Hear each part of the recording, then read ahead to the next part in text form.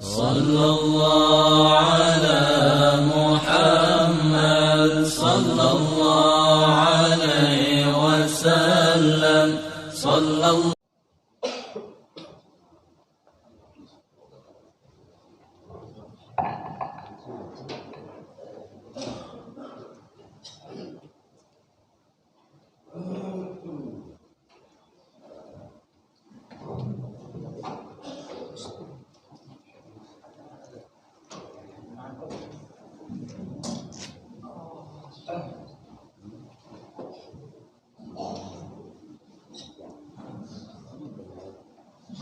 Assalamualaikum warahmatullahi wabarakatuh.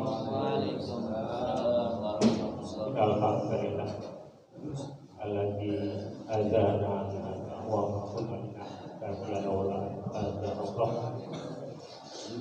la ilaha illallah wa la syarika lahu wa qadana abduhu wa rasuluhu. Allahumma shalli ala Muhammad wa ala ali sayyidina Muhammad.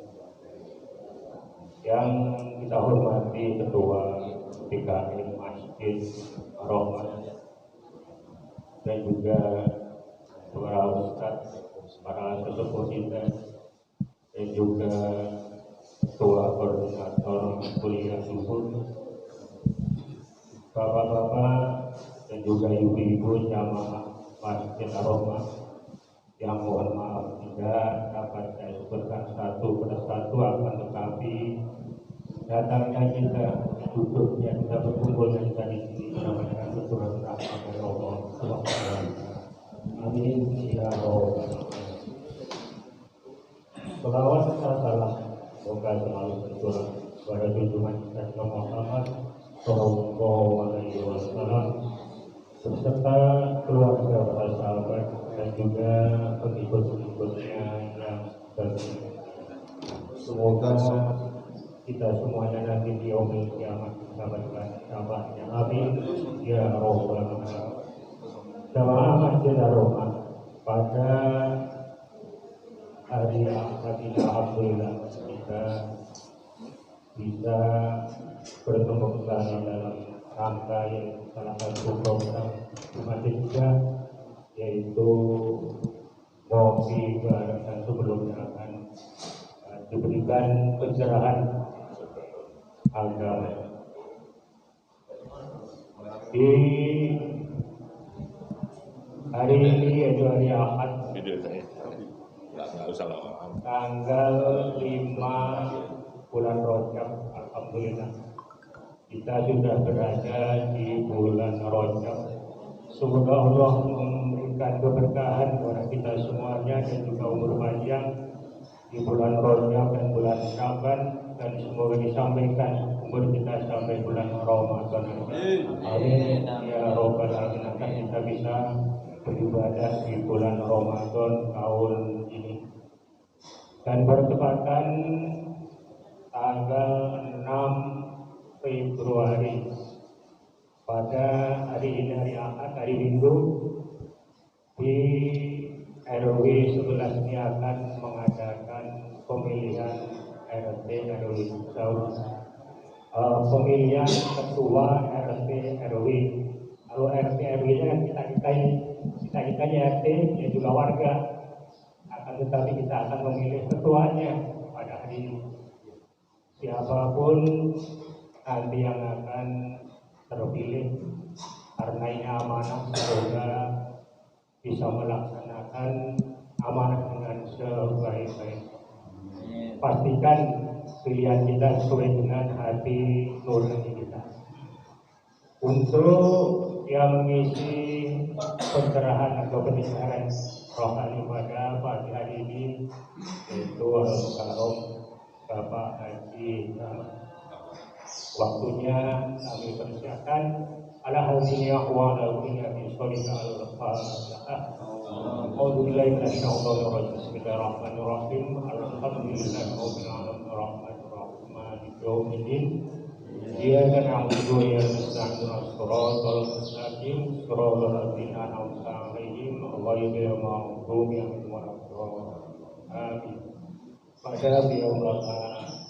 Jika waktunya kami persilahkan, kurang lebihnya dari saya mohon maaf.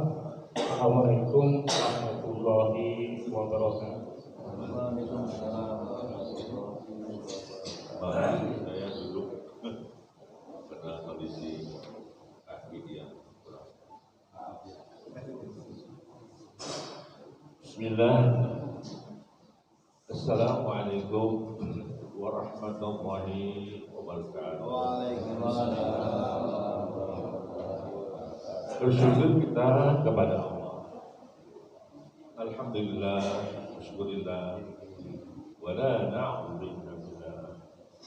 Muhammadin abdillah, wassalatu wassalamu ala wa la hawla wa la quwwata illa billah.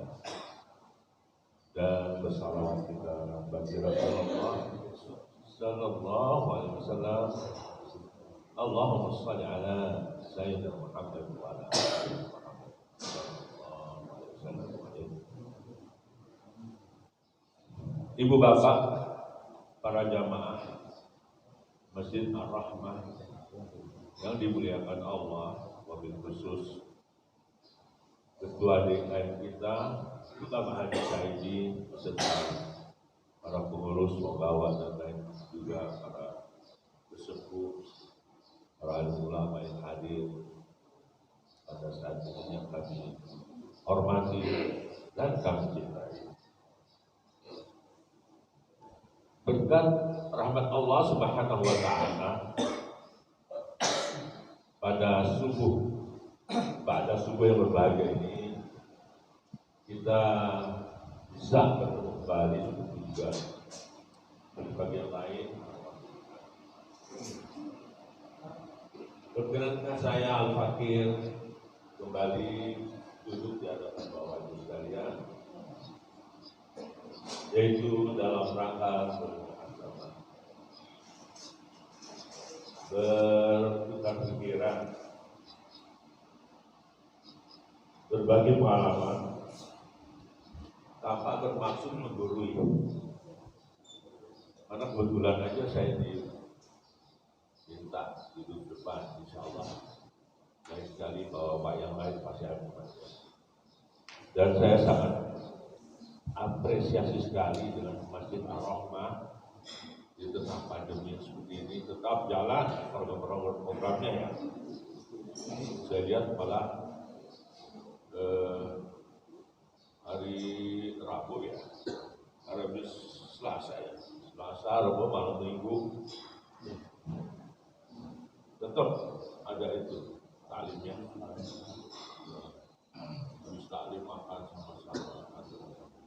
Saya ingat di Bekasi begitu.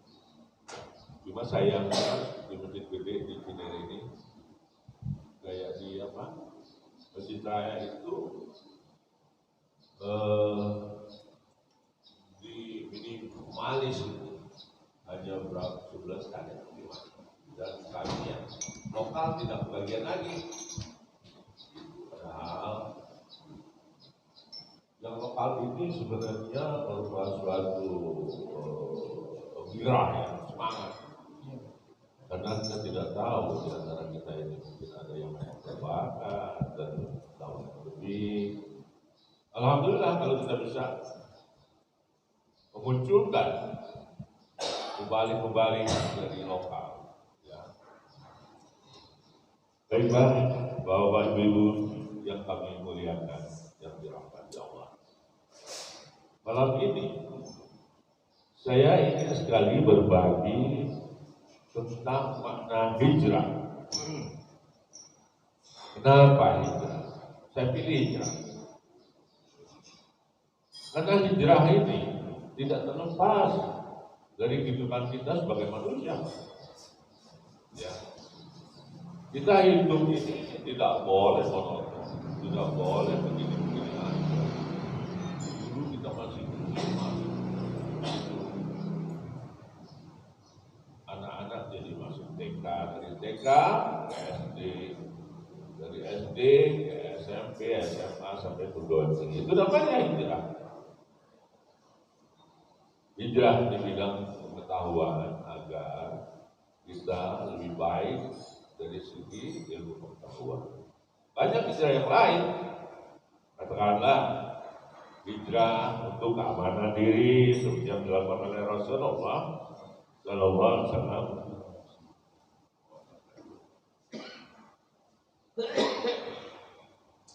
Jadi hijrah itu dalam tata bahasa berasal dari bahasa Arab, hajarah.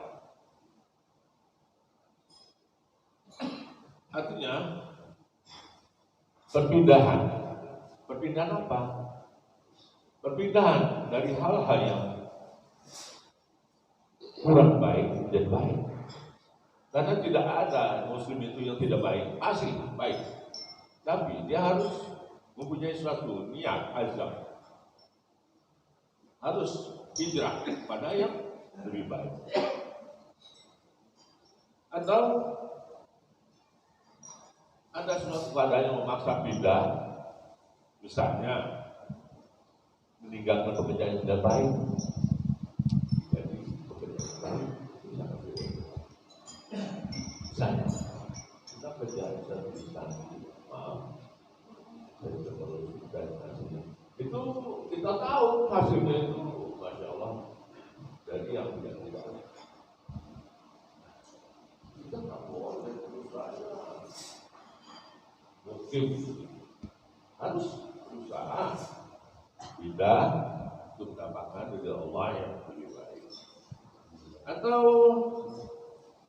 kita pindah dari sesuatu yang merugikan diri kita pada sesuatu yang menguntungkan, itu juga bagus. Dan ada yang lebih esensi, yaitu kita pindah dari sifat kita yang tidak baik. Misalnya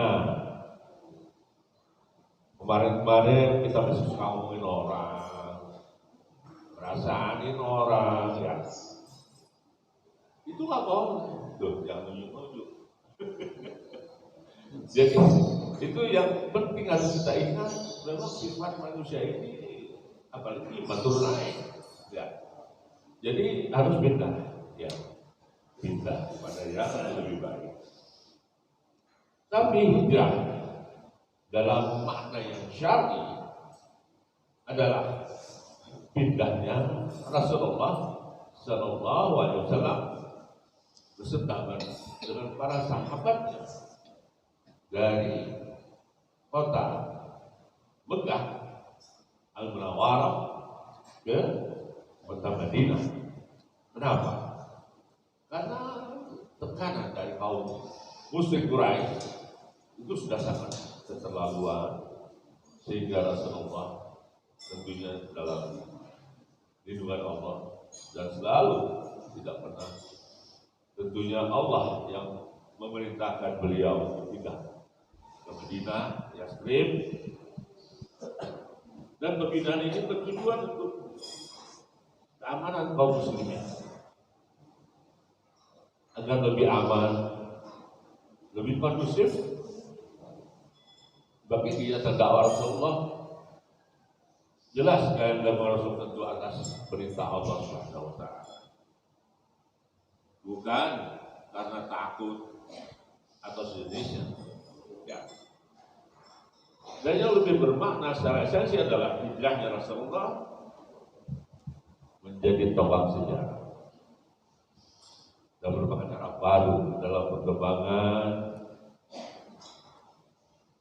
Islam di seluruh dunia. Hadirin, tapi kita tidak membicarakan ini secara mendalam. Saya yakin bahwa Ibu kalian sudah lebih tahu dari saya. Sudah. Dan saya ingin tekankan dalam masalah hijrah ini adalah makna hakiki. Makna hakiki proses terjadinya hijrah dan bagaimana kita sebagai makhluk Allah untuk menghijrahkan diri kita agar kita menjadi lebih baik. Banyak ayat Al-Quran berbicara mengenai hal ini, tapi ini saya kemukakan surah Al-Baqarah ayat 219. A'udzubillahi minasyaitonir rajim.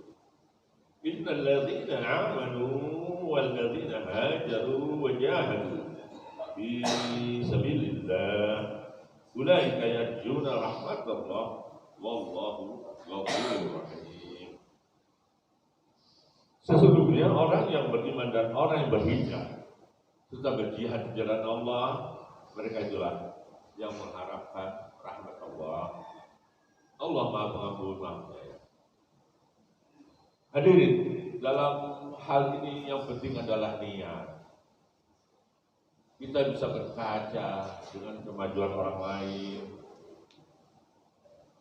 Kita bisa melihat orang yang lebih sukses dari kita. Ya. Jadi kita tinggalkan keburukan menuju kebaikan.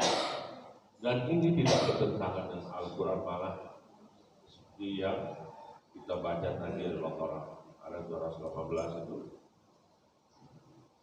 Allah malah mendukung kita untuk berhijrah seperti itu.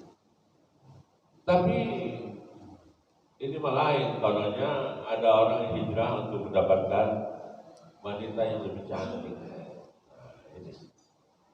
ini terjadi zaman Rasulullah, malah wanita yang dikejar ini dari orang muslim pula, sehingga dia harus murtad. Dan ini hijrah yang tidak boleh kita tiru. Makna yang lain misalnya hijrah untuk menghapus dosa, mohon dimasukkan ke dalam surga yang Allah. Ada juga yang mendapatkan rezeki lebih banyak, mendapatkan keamanan. Asal jangan satu lagi, contoh yang jelek. Ingin mendapatkan kekayaan yang banyak, menghalalkan segala cara, bahkan kalau perlu sikut kiri, sikut kanan tegak depan. Ya, ini yang dibilang Allah. Nauzubillah. Jadi hadirin sekalian bahwa yang seperti itu tentunya tempatnya adalah di neraka. Nah, saya ingin berbagi cerita tentang proses hijrahnya seseorang, anak muda, berduit, orang penyanyi, pengarang lagu. Saya teman dari mulai SMP, SMA, terus dia kuliah di Boston di Amerika. Habis itu langsung lama, tahun-tahun 8 bulan ya. Waktu itu saya udah kawin. Tiba-tiba ketemu lagi. Tapi udah lain. Tadi dia pakai jaket kulit, lo kenal Mas. Pakai topi, kacamata. Bike riding, artinya suka main motor gede gitu loh. Jadi sama-sama dengan saya. Jadi itu pun keluar masuk masuk. Insyaallah yang menjadi liar. Jadi waktu itu lagu-lagunya yang dia harap itu lagu-lagu yang keras, hot, seperti contoh-contoh Eric Clapton ya pada saat itu ya sudah. Jadi dia sering tampil di klub atau di mana saja, sukses. Cuma pada saat istirahat, kebiasaannya saya lihat teman saya ini menyendiri, merokok, dia. Nah, begitu ketemu, ngobrol basa-basi, saya ajak makan, saya wawancara. Waktu itu memang saya sudah artinya minat saya pada agama memang sejak saya muda ya, karena bimbingan ayah saya seorang dai juga ya di Jakarta, Betawi, Indonesia kita kenal. Nah itu tertanam di hati saya bahwa hidup ini tidak lepas dari pengawasan Allah ya. Kalau dulu ada pengawasan melekat dan sebagainya, saya tidak begitu hiraukan. Saya lebih kepada penguasa melekat Allah Subhanahu wa taala. Dia bilang, waktu masih di Jakarta, bokap suka nanya gua. Maaf, saya ngomong duluan. Ngomong dia maksudnya. Jadi dia bilang, Wan, kapan sih lo mau insaf, namanya bukan nama sebenarnya Iwan. Ntar katanya, habis umur 40. Rupanya dia terpengaruh oleh slogan orang barat itu, life began 40, hidup setelah umur 40.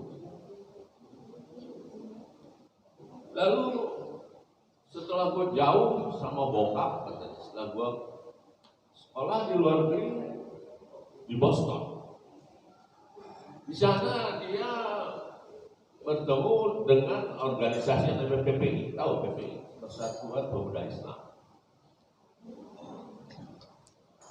Jadi dengan demikian mau nggak mau dia sering ikut ceramah dan sebagainya.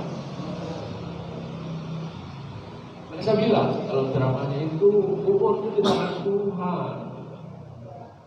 Semua yang kita punya itu pinjaman, harta, tahta, kekuasaan, bahkan umur kita dari kita itu pinjaman. Jadi jangan sok. Kalau ketemu dan itu salam, assalamualaikum. Itu ucapan salam itu wajib sih. Balas. Justru yang wajib itu membalas. Kalau bagi yang nyalamin itu sunnah. Tapi bagi yang disalam itu wajib membalas. Assalamualaikum. Waalaikumsalam. Saya sering, saya biasa dari dulu saya ketemu lewat sama itu. Kadang-kadang diam dia, atau dia bilang pelan aja, nggak boleh, semangat. Waalaikumsalam warahmatullahi wabarakatuh. Jadi kembali lagi saya ngobrol sama si Iwan ini. Mereka bilang umur di tangan Tuhan, kita nggak tahu kapan akan diambil. Ternyata memang banyak teman gua yang meninggal di masa muda. Ada yang narkoba, ada yang kecelakaan, Masya Allah. Nah itu yang jadi mikir banget. Kalau sekarang gua meninggal umur 30, dia belum 25-an lah ya. Gue meninggal, itu gue masuk neraka nih, karena dosa-dosa gue dari mulai ambil balik sampai umur 30. Tapi ada yang kita buat tobat sekarang. Lalu gue meninggal umur 40, mungkin dosa gue dulu dimaafkan Allah. Dan setelah gue tobat, alhamdulillah gue bisa masuk surga begitu. Nah, lu doain deh, gue mudah-mudahan masuk surga ya. Amin. Semua kita, insya Allah, tujuan adalah surga.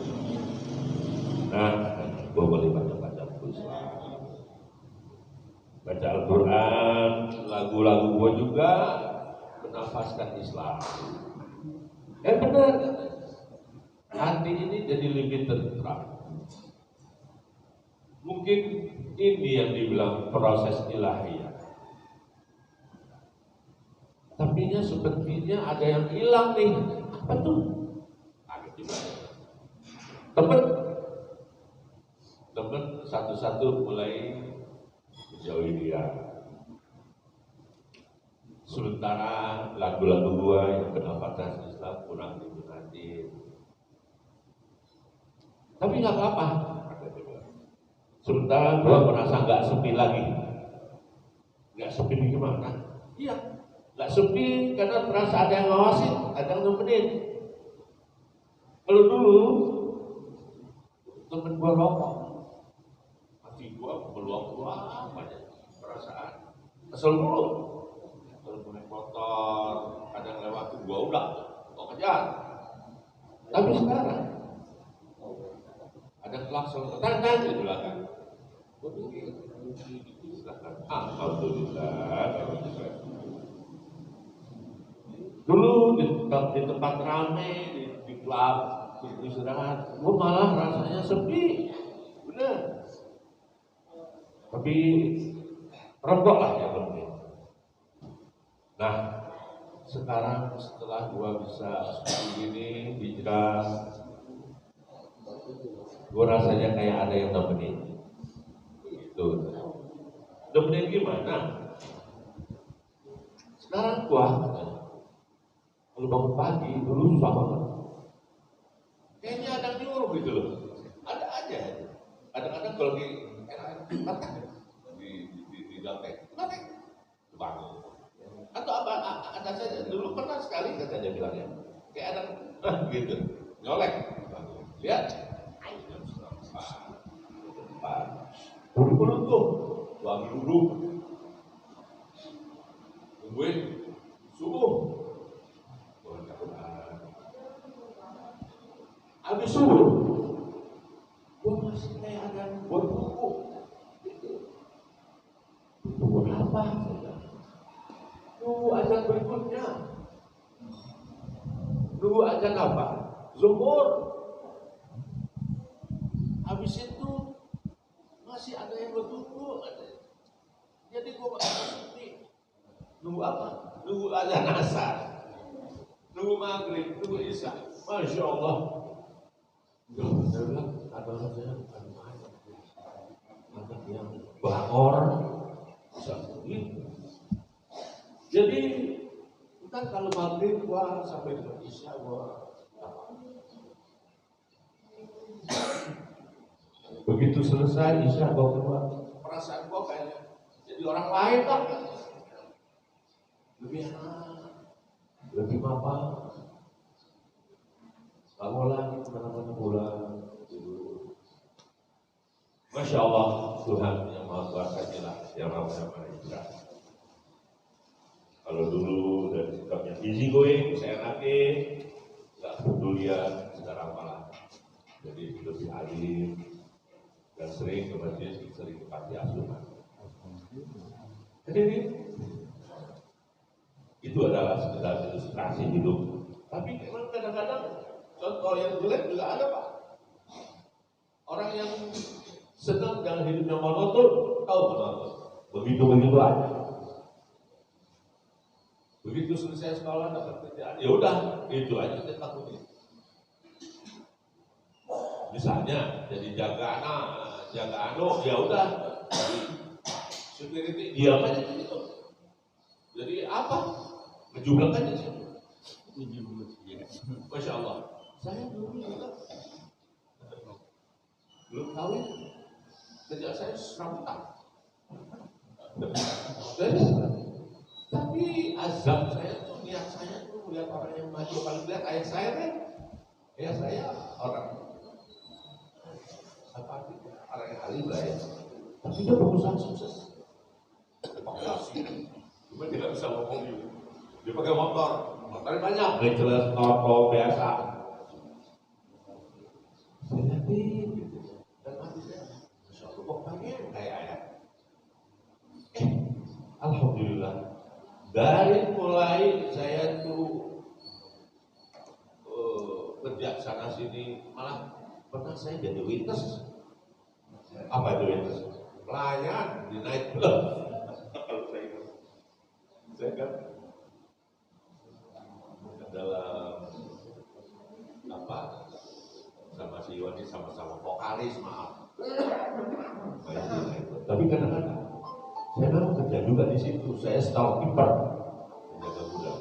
Cuma kadang-kadang PT Sakti yang Abadi namanya itu lokasinya Kartika Plaza dulu kalau tahu. Jadi saya di situ sampingan kadang-kadang jabatan saya storekeeper, jaga gudang. Jadi keluar masuk dari itu harus sama saya. Cuma kadang-kadang kalau lagi rame tamu, udah tahu sendiri, tamu itu Cina dulu ya. Wah, kadang-kadang maaf ya. Itu acaranya tiap malam striptease. Tahu? Striptease. Pak Torian striptis penari banyak. Saya itu bebas. Saya malah bawa nampan, pemain dia gituan tuh, bawa nampan tuh, belaga jadinya. Pernah satu kali yang lucu, begitu saya ngasih, saya malu, ketemu. Dia memang sengaja dari saya akan. Jadi kita saling diem-diem aja. Dan saya nggak cerita, aja rumah tangga. Jadi yang ini Allah berfirman dalam Al-Anfal ayat 53, A'udzubillahi minasyaitonir rajim. Bismillahirrahmanirrahim. Zalika bi anna Allah lam yakun mughayyiran ni'matan an'amaha 'ala qaumin hatta yughayyiru ma bi anfusihim wa anna Allaha sami'un 'alim. Apa itu? Yang demikian itu karena sesungguhnya Allah tidak akan mengubah suatu sifat yang telah diberikannya kepada satu kaum sehingga atau nasibnya sehingga kaum itu sendiri yang harus berubah nasibnya. Nah, ini perlu kita pahami kenapa? Jangan kita ngarepin Allah mau berubah nasib kita doa dulu, sholat, habis-habis doa, habis-habis. Yang penting akan usaha. Jangan kita sekarang ini misalnya punya kerjaan apa ya? Maaf. Ya seperti teman-teman saya lihat itu suka jual gorengan. Ya. Jangan puas. Kalau hari ini kita bisa jual gorengan, tahun depan kita harus bisa usaha penggorengan. Bukan jual gorengan lagi, usaha penggorengan. Ya. Atau kalau misalnya kita ini sekarang artinya jadi hansip lah ya. Tahun depan tuh kita harus bisa jadi manajer hansip. Wah gitu loh. Dulu saya begitu Pak. Saya serabutan kerja nggak kira ya. Akhirnya alhamdulillah berkat pertolongan Allah dan doa saya didengar sehingga sekarang saya bisa seperti ini, bisa menghidupkan anak istri dengan baik dan tidak pernah merasa kurang. Kesimpulannya adalah menjadi wajah di mana ada kemauan sebentar. Mulailah dengan mimpi dan kerjakan apa yang jadi keinginan kita, tapi jangan lupa berdoa pada Allah Subhanahu wa Ta'ala dan semoga hijrah kita berbuah manis, dapat barokah Allah dan kita mendapatkan sukses dalam hidup ini. Allah salam. Lebih kurangnya saya mohon dibuka pintu maaf sebesar-besarnya apabila ada kata-kata yang menyinggung perasaan dan kesempurnaan hanya milik Allah Subhanahu wa Ta'ala dan kepadanya lah kita berlindung dari segala kejelekan apa kita. Akhirul kalam, mari kita tutup pertemuan ini dengan doa kafaratul masjid. Subhanallah wa bihamdika asyhadu an la ilaha illa anta astaghfiruka wa atubu ilaik. Wabillahi taufiq wassalamu alaikum warahmatullahi wabarakatuh.